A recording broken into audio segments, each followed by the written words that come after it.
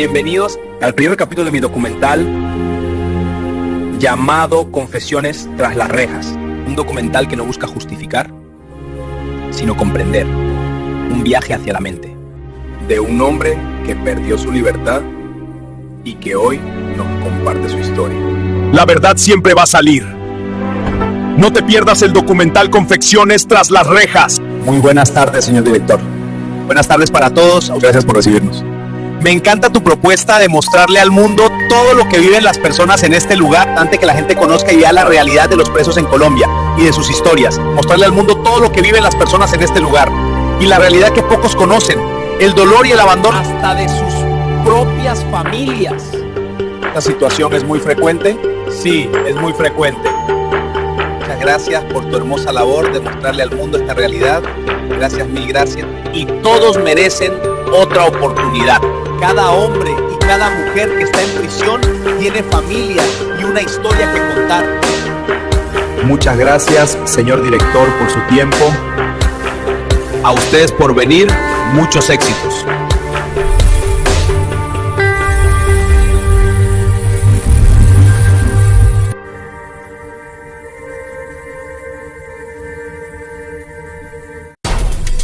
Hola, me llamo Martín.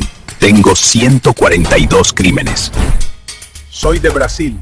Mis crímenes son secuestro, asesinato, porte ilegal, violación, tortura, entre otros. ¿Te arrepientes de tus crímenes? No me arrepiento, porque con arrepentirme no lograré salir de este lugar. ¿A qué edad cometiste tu primer crimen y por qué lo hiciste? Por venganza. Yo tenía 13 años y mi mamá estaba recién emparejada con ese hombre. Él nunca gustó de mí y yo menos de él. Al principio todo fue bueno. En la casa no faltaba nada y todo iba bien. Hasta que comenzó la desgracia. Un día él llegó borracho y comenzó a pegarle a mi madre. Una y otra vez. Era tan normal que ya era el pan de cada día. Hasta el día en que me cansé. Ese día lo esperé que llegara. Y como todos los días llegó borracho. Y cuando iba a pegarle a mi madre, me le fui por la espalda y empecé a atacarlo con un cuchillo hasta que su cuerpo dejó de moverse. Desde ese día me fui de la casa y empecé mi vida criminal. Nunca supe más de mi madre. Según la policía, él recibió 213 puñaladas. ¿Te arrepientes de tus crímenes? Puedes contarnos. ¿Qué pensabas mientras los cometías? No me arrepiento de ese, y lo haría de nuevo por mi madre. ¿Puedes contarnos cómo fue tu infancia para poder entender un poco más tu comportamiento? ¿Cómo fue mi infancia? Muy mala, creo que por eso soy así. ¿Alguna vez sentiste remordimiento o temor? Jamás sentí temor y mucho menos remordimiento. ¿Qué pensabas mientras los cometías? Siempre que cometía un crimen, sentía placer. Todo aquel que maté lo merecía. Y jamás maté a alguien que fuera inocente.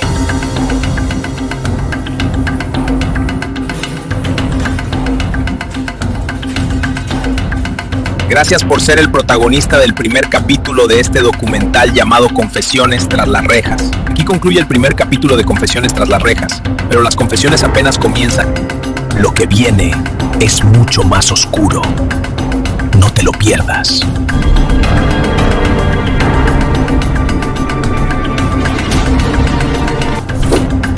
Bendiciones y bienvenidos al segundo capítulo de Confesiones tras las rejas. Hola, soy Emanuel, tengo 37 años. ¿Y sí? Soy un asesino en serie. La gente dice que uno nace malo, que viene dañado desde niño, pero no es así. Uno se forma, se moldea, se quiebra. Yo no empecé siendo un monstruo. Me construyeron y yo seguí construyéndome. La verdad, nunca me ha gustado justificarme. No vine a eso. Vine a contar lo que soy. La gente allá afuera me llama de muchas formas. Psicópata, depredador, máquina. Yo solo me llamo Emanuel y Todo lo que hice, lo hice porque, según yo, tenía sentido. No espero que me entiendan. Estoy aquí para hablar. Nada más. Las historias que yo encima no son fáciles, pero son mías. Y hoy voy a empezar a contarlas. Prepárese, no acostumbro a suavizar la verdad. La gente cree que un asesino aparece de un día para otro. No, uno se va dañando por dentro, capa por capa, hasta que un día ya no queda nada sano. Mi primer crimen no fue planeado, fue una reacción, un estallido, un ya no más después de años acumulando rabia. Crecí en una casa donde la violencia era un idioma. Yo no tenía voz, así que aprendí a escuchar. Y escuchar duele más que recibir. Ese primer día algo en mí se rompió. No fue valentía, no fue maldad, fue cansancio. No pensé en consecuencias, no pensé en la ley. Solo pensé, si no lo hago hoy, no salgo vivo de esta casa. Esa noche, mientras mi padre dormía, salí de mi cuarto. Fui a la cocina, tomé un cuchillo y subí a su habitación. Le quité la vida. Solo me preocupa mi hermano menor. ¿Lo que hiciste? ¿Te arrepientes de lo que hiciste? A veces pienso en ello, pero no me arrepiento. Y lo creo que era lo que tenía que hacer y lo hice. Me preocupa porque todo lo he hecho por él. I'm worried because I've done everything por él. Me preocupa por las muertes y todo lo demás han sido solo por cuidarlo. Incluso algunos crímenes los realicé porque creí que estaba en peligro. Mi hermano es todo para mí y es la única persona que a mí me importa. Y con esto finalizamos el capítulo 2 de Confesiones tras las rejas. Si los 2 primeros capítulos te han gustado, lo que viene te sorprenderá. No te los pierdas. Historias más profundas, confesiones más oscuras y verdades que nadie se atreve a decir. Esto es Confesiones tras las rejas. ¡Bendiciones!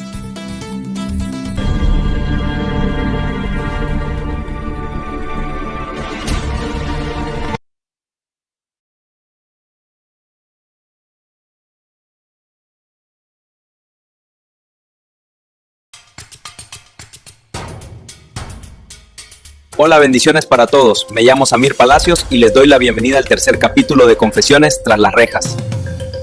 Acomódate, porque acaba de empezar Confesiones tras las rejas. Aquí no hay actores, aquí no hay guiones, solo personajes reales y historias verdaderas. Nuestra protagonista de hoy es Mariana. Yo, Hola Mariana, bienvenida y gracias por permitirnos conocer tu historia. gracias a ustedes por abrirme este espacio para contar esta historia tan difícil. Aquí, tratando de estar bien. No es fácil volver a hablar de todo esto. Mi nombre es Mariana Torres, tengo 32 años y estoy cumpliendo una condena de 48 años en la cárcel del Buen Pastor. Fue perdiendo la razón día tras día, alimentada por los celos, el abandono emocional y su propia inseguridad. Su caída fue lenta, pero su decisión final fue fatal. Oh, nunca pensé terminar aquí cuando uno escucha historias de mujeres que destruyeron su vida. Estoy aquí por homicidio agravado, tentativa de homicidio y encubrimiento. Niego, yo soy responsable de cada uno de mis actos. Por eso estoy aquí dando la cara, porque esconderme ya no tiene sentido. Yo dice que cometí mis delitos en un periodo corto, impulsada por un desequilibrio emocional profundo. Pero la verdad es más simple. Perdí el control, perdí la claridad, perdí mi capacidad de amar sin miedo. Ese descontrol me llevó a herir a mi esposo y a tomar una decisión que jamás podré reparar. Diré detalles. Solo diré que una madre jamás debería cruzar ese límite. Yo lo crucé. El primer crimen no fue planeado. Fue un impulso, una explosión emocional que llevaba meses formándose dentro de mí. No fue algo que planeé durante meses, pero sí lo pensé más de una vez. Pero cada vez que la veía sonreírle, cada vez que mi esposo la cargaba, yo sentía que a mí me dejaban a un lado. Suena absurdo, ¿cierto? Sentir celos de tu propia hija, pero yo lo sentí y se fueron haciendo más fuertes como una espina en la cabeza. El día que lo hice yo no estaba fuera de mí, no gritaba, no temblaba, no lloraba, yo estaba tranquila, calmada. Solo pensé, si ella no estuviera, él sería mío otra vez. Eso fue lo que pasó por mi mente. Mi mente. No sentí culpa en el instante, sentí alivio. como si hubiera arreglado un problema. Pero cuando vi sus cosas, sus juguetes, cuando escuché el silencio donde antes ella corría, fue ahí cuando entendí lo que había hecho. No había quitado un problema, había apagado una vida. Después de hacerlo, lo primero que pensé no fue en mi hija, ni en Dios, ni en lo que acababa de hacer, como si esconderlo fuera a borrar mi decisión. Inventé historias, cambié versiones, moví cosas. Fui yo misma quien pidió ayuda, quien llamó a la policía. ¿Puedes imaginarlo? Yo pidiendo que la buscaran. Cuando sabía dónde estaba. Cuando sabía la verdad. Mentí hasta que ya no pude sostener nada. Yo misma me destruí y destruí lo único que debía proteger. Eso me hizo sentir peor, porque yo sabía que cada lágrima era falsa, cada palabra era veneno. Inventé historias. Dije que alguien pudo llevársela, que escuché pasos, que la puerta estaba entreabierta. Oculté ropa, moví objetos, cambié horarios. Pensé que si todo era confuso, no sospecharían de mí. La policía me hizo preguntas y yo respondí como si fuera la madre desesperada. La verdad siempre encuentra forma de salir. Aunque uno quiera enterrarla, la verdad grita desde adentro. Y a mí me terminó gritando tan fuerte que ya no pude callar. Yo pensé que mi esposo nunca lo sabría. Creí que mis mentiras eran suficientes para esconderme. Pero nada te prepara para ver cómo alguien que te amó deja de reconocerte. El día que lo supo, no gritó, no me insultó, no me golpeó, solo me miró. Mi mirada fue peor que cualquier castigo. Era como si me viera por primera vez como una desconocida. Me preguntó una sola vez, ¿fuiste tú? Yo no respondí, no pude. El silencio fue mi confesión.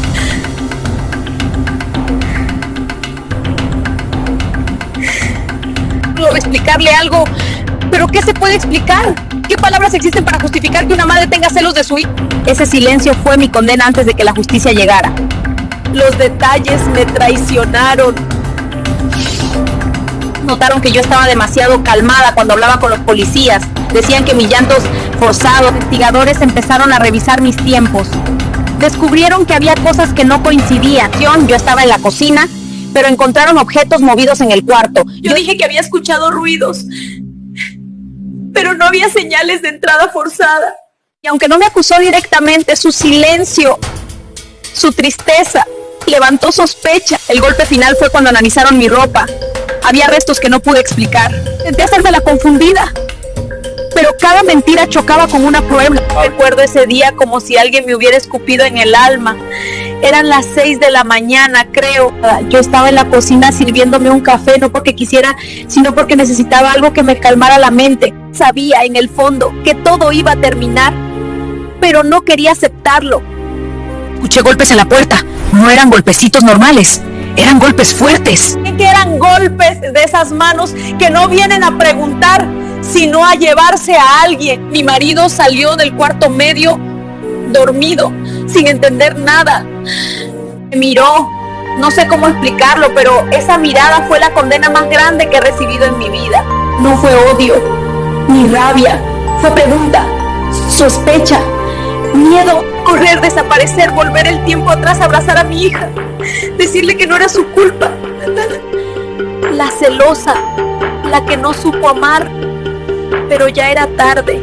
Agarraron la puerta a patadas y cuando por fin entraron, los vecinos ya estaban asomados, grabando, chismando, apuntando con los ojos como si fueran armas. No me importaban los policías, me importaba mi mamá que vivía al lado. Salió al escuchar el escándalo. Cuando el oficial me esposó, ella gritó como si la hubieran apuñalado. Quise decirle la verdad, quise pedirle perdón, quise inventarme otra mentira, pero ya era tarde. Mi madre se derrumbó por un infarto fulminante que le dio en ese instante. Mi madre murió y no pude ayudarla y todo fue mi culpa. Sentí miedo, no de la justicia, no de la cárcel, de mí. Mi esposo jamás me ha visitado, no quiere saber de mí. Y esta es mi historia, esto lo cuento para que ninguna mujer lo repita.